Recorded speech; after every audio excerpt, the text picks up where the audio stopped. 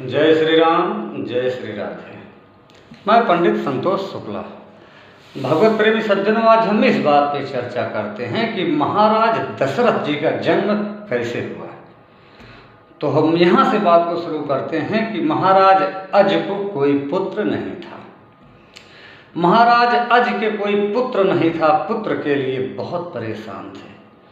एक समय की बात है कि महाराज अज रास्ते से जा रहे थे तो देखते हैं कि नदी के किनारे एक कुटिया बनी हुई है और उस कुटिया में एक ब्राह्मण और ब्राह्मण के साथ में उनकी पत्नी है, वृद्धा पत्नी है।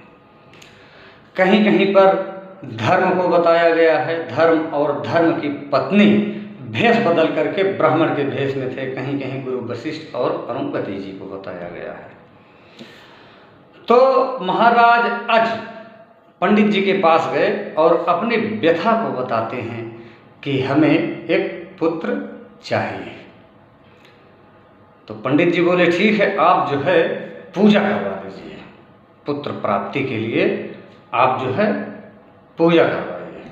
तो महाराज अज ने पुत्र प्राप्ति के लिए पूजा करवाया। जब पूजा करवाया, पूजा संपन्न हो गई तो दक्षिणा देने की बारी आई।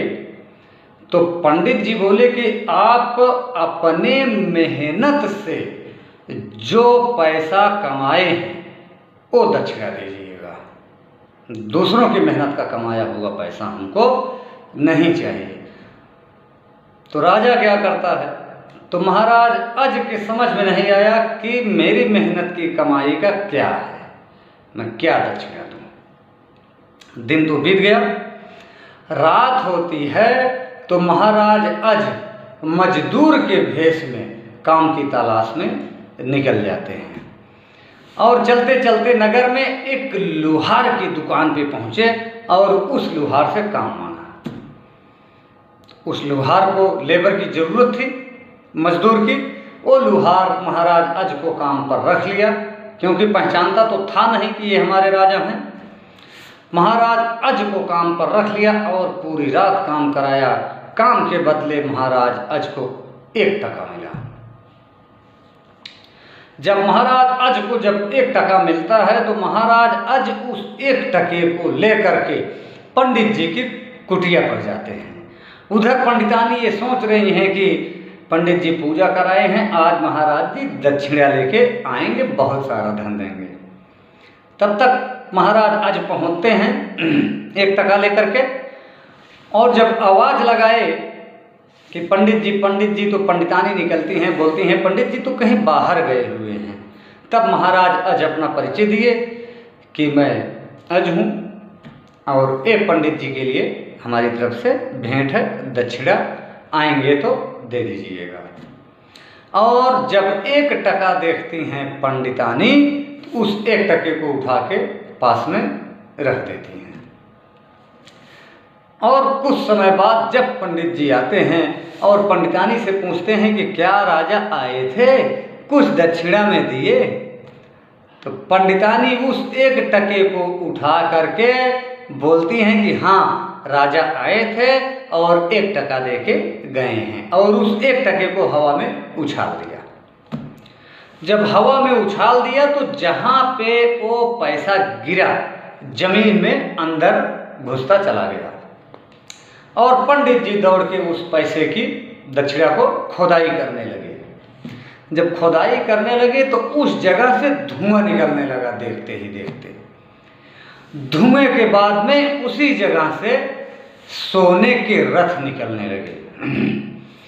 1 रथ निकला, 2 रथ निकला, 3 रथ निकला, 4 रथ निकला, 5 रथ निकला, इसी तरह से 10 रथ निकले।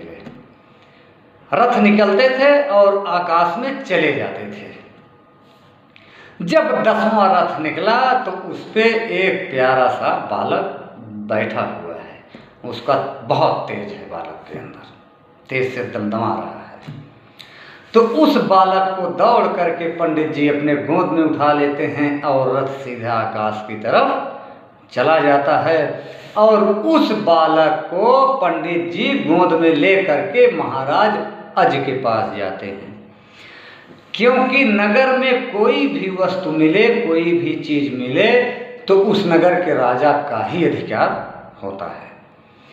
तो महाराज अज के पास गए और अज से सारी व्यथा बताते हैं कि ऐसे ऐसे घटना घटी हमारे यहाँ, और एक 10 रथों के साथ निकले हैं, 10वें रथ पे बालक हमको मिला। 10 रथों के साथ निकले, इसलिए इनका नाम दशरथ रखा गया। और महाराज अज ने उस बालक को अपने गोद में ले लिया और अपना पुत्र स्वीकार किया और उनका नाम दशरथ रखा गया। इस तरह से हमारे महाराज जी दशरथ जी का जन्म हुआ। कल्प कल्प की कथाएं अलग अलग होती हैं, इसमें कुछ कथाएं और हैं। अब 10 रथों के साथ निकले, इसलिए इनका नाम दशरथ रखा गया। कहा गया है, राम राम सब कहे, दशरथ कहे न कोई, जो एक बार दशरथ कहे, 100 कोटि यज्ञ फल हो।